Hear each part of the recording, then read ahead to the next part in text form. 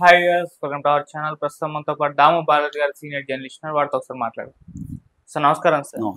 Sir, Pawan Kalyan గారు OG సినిమాకైతే పోలీసులు shock ఇచ్చారు. అంటే టికెట్ రేట్స్ ఇక హైక్ లేదు, తగ్గించాల్సిందే, ప్రతి థియేటర్లో కూడా తగ్గించే మాత్రం అమ్మాలని చెప్పేసి స్ట్రిక్ట్ యాక్షన్ తీసుకుంటాం లేకపోతే అని చెప్పేసి వార్నింగ్ కూడా ఇవ్వడం మనం చూస్తున్నాం. సో మరి దీని ఇంపాక్ట్ అటు సినిమా మీద ఏ స్థాయిలో పడే అవకాశం ఉంది? మళ్ళీ కేసు పెట్టిన ఆ మహేష్ అనే వ్యక్తి కూడా ఇప్పుడు క్రిమినల్ కింద కేసు పెట్టే అవకాశం ఉందని కూడా చెప్తున్నారు దానయ్య మీద కూడా. సో మరి ఇది ఎక్కడి వరకు వెళ్ళే అవకాశం కనిపిస్తుంది? సో ఇది సినిమా మీద ఎంతవరకు ఇంపాక్ట్ చూపిస్తుంది? ఎందుకంటే ఆల్రెడీ కలెక్షన్స్ తగ్గుతూ వస్తున్నాయి. మరి వీటి ఇంపాక్ట్ ఎంతవరకు ఉంటుంది? మరి ఇప్పుడు 5 days కలెక్షన్స్ ఏ రకంగా ఉన్నాయి సార్ ఈ సినిమాకి సంబంధించి? ప్రధానంగా దీంట్లో 3 విషయాలు. ఒకటేమో పోలీసులు ఈ సినిమాకి షాక్ ఇచ్చారని చెప్పొచ్చు. నిర్మాతకు కానీ థియేటర్లకు కానీ పోలీసులు ఒక షాక్ ఇచ్చారు. రెండవది ఈ కేసు ఫైల్ చేసిన మహేష్ యాదవ్ ఒక షాక్ ఇచ్చాడు. మూడవది 5 రోజుల కలెక్షన్ల పరిస్థితి ఏంటి? ఈ 3 విషయాలు మనం మాట్లాడుకుందాం.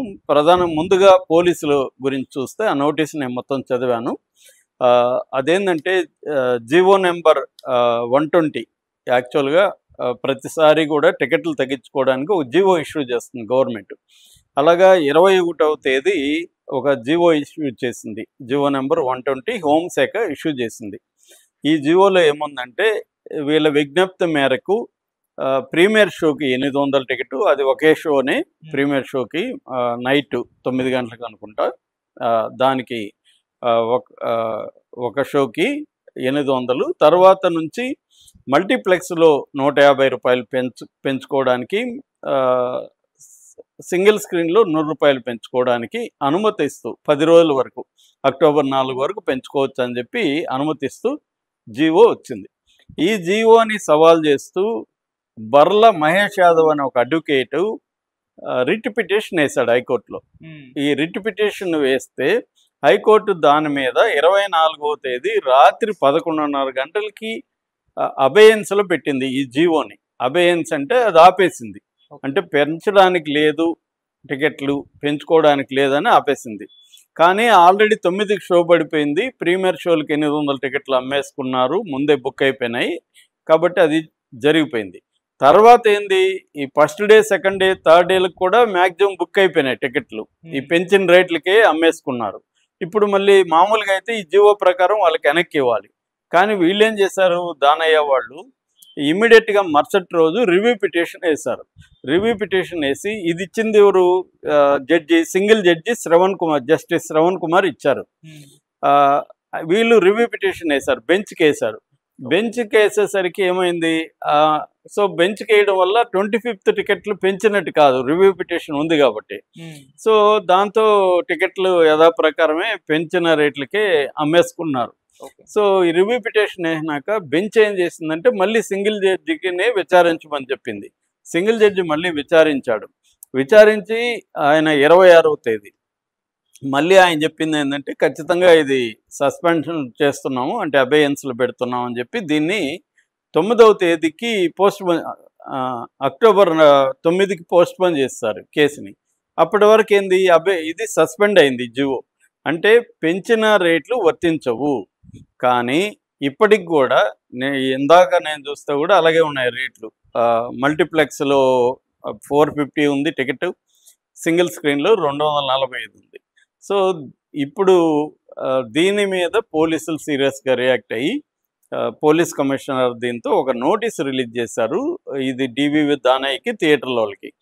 ఎందుకంటే ఇది కోర్టు ధిక్కరణ కిందకు వస్తుంది. మీరు కానీ టికెట్లు తగ్గించకపోతే మేము సీరియస్గా యాక్షన్ తీసుకుంటాం. ఎందుకంటే జడ్జి గారు పోలీస్ కమిషనర్కి కూడా ఒక కాపీ ఇచ్చి దీన్ని అమలు చేయాల్సింది పోలీసులే. సో కాబట్టి పోలీసుల్ని అమలు చేయమని చెప్పారు. ఇప్పుడు వాళ్ళు నోటీస్ ఇచ్చారు. దీనివల్ల చచ్చినట్టుగా ఇప్పుడు థియేటర్లలో టికెట్లు తగ్గించకపోతే థియేటర్లో ఎక్కడ ఏ థియేటర్ తగ్గించకపోతే ఆ థియేటరు సీజ్ చేస్తారు పోలీసులు వచ్చి. సీజ్ చేసినప్పుడు సినిమా ఆడదు, ఓజీ అనేది ఆడదు. ఓజీ ఆడే సినిమా థియేటర్లన్నీ సీజ్ చేసే అవకాశం ఉంది. మరి తగ్గిస్తారా, సీజ్ చేస్తారా? ఆల్రెడీ బుకింగ్లు, ఇప్పుడు నేను నిన్న బుక్ చేసుకున్నాను అనుకో, నా టికెట్ పరిస్థితి ఏంటి, ఇవన్నీ ఉన్నాయన్నమాట. ఇది ఏం జరుగుతుందని ఒక గందరగోళ పరిస్థితి అయితే నెలకొన్నది. ఇక రెండవ అంశము, ఈ మల్లేష్ యాదవ్ ఎందుకు మళ్ళీ కేసు పెడతానంటున్నా అంటే ఆయన చెప్తున్నా, నేను ప్రెస్ మీట్ పెట్టాడు ఆయన ఏం చెప్తున్నాడంటే 11:30కి తీర్పు వస్తుంది నైటు. వీళ్ళు అంతకుముందే డివివి దానయ్య వాళ్ళు ట్విట్టర్లో ఒక పోస్ట్ పెట్టారు. అదేంటంటే మల్లేష్ యాదవ్ గారికి ఒక ఆఫర్ ఇస్తున్నాము, ఆయనకి నైజాంలో ఎక్కడైనా 100 రూపాయలకి టికెట్కే ఆయన సినిమా చూసుకోవచ్చు అని సెటైరికల్గా ఆయన మీద పెట్టారు. అంటే ఏదో తనకి టికెట్ ఎక్కువైందని పోయినట్టుగా. దాంతో ఆయన కోపం వచ్చింది. కాదే, నేను ఒక పబ్లిక్ ఇంట్రెస్ట్తో ప్రజలకి భారం పడుతుందని నేను వెళ్తే నాకు 100 రూపాయల టికెట్కి మేము ఇస్తామంటే, అంటే మీరు నేను కోర్టుకి నాకుండే హక్కుని మీరు ఎగతాళి చేస్తున్నట్టు, కోర్టుని ఆల్రెడీ కోర్టు తీర్పిచ్చింది, కోర్టు తీర్పుని మీరు ధిక్కరిస్తున్నట్టు, కాబట్టి మీ మీద నేను క్రిమినల్ చర్య తీసుకోవడానికి ఇప్పుడు కోర్టుకు మళ్ళీ వెళ్తాను, మీ మీద క్రిమినల్ కేసు పెడతానని ఆయన బెదిరించాడు. అది వాస్తవం, ఆయన చెప్పింది లాజిక్కే. ఇప్పుడు వాళ్ళు కోర్టుని ఆనర్ చేయాలి డివివి దానయ్య వాళ్ళు అది కాకుండా కోర్టుకు పోయిన అతనికి 100 రూపాయలు ఇస్తానని సెటైరికల్గా పెట్టి దాని కింద కామెంట్లంతా కూడా మల్లేష్ యాదవ్ తిట్టడం అనేది కనబడుతుంది. వాళ్ళకి కోపం ఉండొచ్చు, ఎందుకంటే వాళ్ళకి ఖచ్చితంగా ఫైనాన్షియల్గా ఇబ్బంది. కోపం ఉన్నప్పుడు అది కోర్టుని అన్నట్టే ఇండైరెక్ట్గా, ఎందుకంటే ఆయనకి అనుకూలంగా కోర్టు తీర్పు ఇచ్చినప్పుడు ఆయన అవమానకరంగా వీళ్ళు పోస్ట్ పెట్టడం అనేది ఖచ్చితంగా లీగల్గా చూసుకున్నప్పుడు వీళ్ళకి ఇబ్బంది. మరి అదేం జరుగుతుందో చూడాలి. ఇక మూడవ అంశం 5 రోజుల కలెక్షన్లు చూసుకున్నప్పుడు రోజు రోజుకి గ్రాఫ్ పడుతూ వస్తుంది. ఫస్ట్ 24th ప్రీమియర్ షోలకి 21 కోట్లు కలెక్ట్ అయింది. ఇది నెట్ అనమాట నేను చెప్తుండేది, sakanilk.com బేస్ చేసుకొని చెప్తున్నాను. ఫస్ట్ డే థర్స్డే ఓపెనింగ్ వచ్చి 63,75,00,000 వచ్చింది. సో ఈ రెండు one of the best openings, ఇండియాలోనే టాప్ 5లోకి వెళ్ళింది ఓపెనింగ్స్లో ఇది. ఇక సెకండ్ డే ఫ్రైడే 18,45,00,000, అంటే 71% పడిపోయింది. ఫస్ట్ డేకి సెకండ్ డేకి వచ్చేసరికి 71% డ్రాప్ అయిపోయింది కలెక్షన్లు. థర్డ్ డేకి వచ్చేసరికి మాత్రం ఫ్రైడే కలెక్షన్లే ఉన్నాయి. థర్డ్ డే కూడా, సాటర్డే కూడా, అంటే దాదాపు ఫ్రైడే ఏమో 18,45,00,000 ఉంటే సాటర్డే ఏమో 18,50,00,000, కొద్దిగా పెరిగింది, ఒక 5 లక్షలు పెరిగింది సాటర్డే కాబట్టి, హాలిడే కాబట్టి. సాటర్డే సండే ఈక్వల్గా వచ్చాయి. సండే కూడా 18,50,00,000, సండే సాటర్డే 18,50,00,000 చేసింది. ఇది వీకెండ్ కాబట్టి ఆ మాత్రం చేసింది అనుకోవచ్చు. కానీ మండేకి వచ్చేసరికి నిన్నటికి దారుణంగా పడిపోయింది, 7,50,00,000 చేసింది. అంటే సగానికి సగం పైన, 70% పైన మళ్ళీ పడిపోయింది. సో ఇంకా ఈ రోజు పరిస్థితి చూస్తే ఈ రోజు 5 కోట్లు చేస్తే ఎక్కువ అనేది ప్రెడిక్షన్ అనమాట. అంటే ఇప్పటి వరకు చేసింది వచ్చి 147,70,00,000 నెట్ కలెక్షన్లు వచ్చాయి. అంటే వీళ్ళు అమ్మింది అంత, సినిమా అమ్మింది 225 కోట్లకు అమ్మినామని చెప్తున్నారు. 225 కోట్లలో 147 కోట్లు వచ్చాయంటే 147,70,00,000, 148 కోట్లు వేసుకున్నా ఇంకా 77 కోట్లు రావాలి రికవరీకి. మొత్తం 77 కోట్లు రావాలంటే ఈ రోజు నుంచి 5 కోట్ల లెక్కన 15 days కానీ 5 కోట్లు వస్తే ఈ 77 కోట్లు వస్తుంది. మరి అది వస్తుందా అనేది డౌట్ ఇప్పుడు. ఎందుకంటే ఈరోజు 5 కోట్లు అంటే నిన్న 7 అంటే ఈరోజు 5కి వచ్చే అవకాశం ఉంది, ఇంకా తగ్గే అవకాశం ఉంది. అంటే ఒక్కసారిగా అట్లా లేచి టకటకా అని పడిపోయినట్టుగా మనకు అర్థమవుతుంది.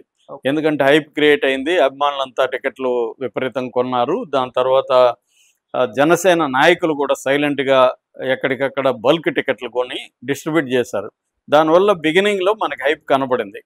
కానీ తర్వాత జనరల్ ఆడియన్స్ పోవడం, జనరల్ ఆడియన్స్ నెగిటివ్ రివ్యూలు, పోస్టులు నెగిటివ్గా పెట్టడం, ఎవరు కూడా నాకు నచ్చిందని, నా సర్కిల్లో అయితే నాకు నచ్చిందని ఒకరు కూడా ఇప్పటివరకు చెప్పలేదు. అందరూ కూడా బాగాలేదని అంటున్నారు.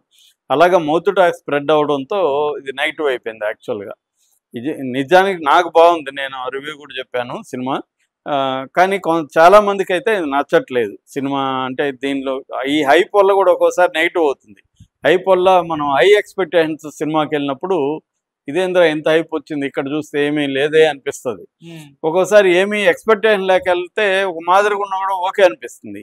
మన మైండ్ సెట్ కూడా అలా ఉంటుంది. సో అది కూడా ఒక ప్రాబ్లం అని చెప్పొచ్చు. అట్లాగే మంచి క్వాలిటీ ప్రింట్, హెచ్డి ప్రింట్ పెట్టేశారు. అది వెళ్ళిపోయింది జనాలకి. హెచ్డి ప్రింట్ ఇటు టెలిగ్రామ్లో కావచ్చు, ఇంటర్నెట్ ద్వారా వెళ్ళిపోయింది. దానివల్ల కూడా జనం అంతా చూడాలనుకున్న వాళ్ళు చూసేశారు. సో దానివల్ల కూడా ఫ్యామిలీ ఆడియన్స్ వెళ్ళడం లేదు. మూడోది ఏంటంటే ఏ సర్టిఫికేట్ ఇవ్వడం వల్ల 18 ఏళ్ళ లోపల పిల్లలు సినిమాకి వెళ్ళే పరిస్థితి లేదు. పిల్లలతో ఫ్యామిలీ వెళ్తారు కాబట్టి ఫ్యామిలీ కూడా ఆపేశారు. ఎందుకంటే మనకు తెలుసు ఈ మన స్టార్లకు ఫ్యాన్లు ఎప్పుడు కూడా చిన్నపిల్లలు ఎక్కువ ఉంటారు. సో వాళ్ళ కోసమే ఫ్యామిలీ వెళ్తారు.